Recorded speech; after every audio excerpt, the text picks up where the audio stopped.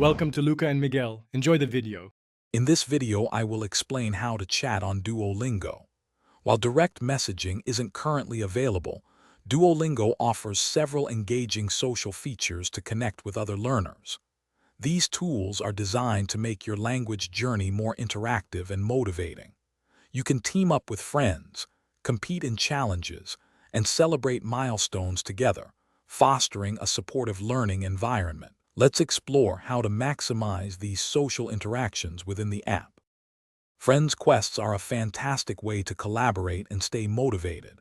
Each week, Duolingo pairs you with one of your friends for a joint challenge, which you have 5 days to complete.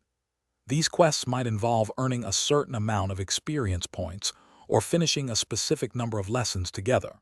You can send pre-written nudges to remind your friend to practice, or even gift them an experience point boost to help achieve your shared goal. Beyond quests, Duolingo's leaderboards offer a competitive edge, placing you in one of 10 leagues to compete for experience points. Aim for the top to get promoted to a higher league each week.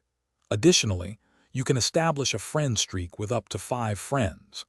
This shared streak encourages daily practice, as everyone must complete a lesson to keep the streak alive, adding a fun layer of accountability. Engaging with Duolingo's social features offers numerous benefits for your language learning journey. It significantly boosts your motivation, encouraging more consistent practice and helping you maintain your learning habits. The friendly competition on leaderboards and the collaborative spirit of friends' quests make learning more enjoyable and less solitary. By connecting with friends, you become part of a supportive community, celebrating successes and encouraging each other towards fluency. Thanks for watching and please subscribe. It's the best investment you'll ever make.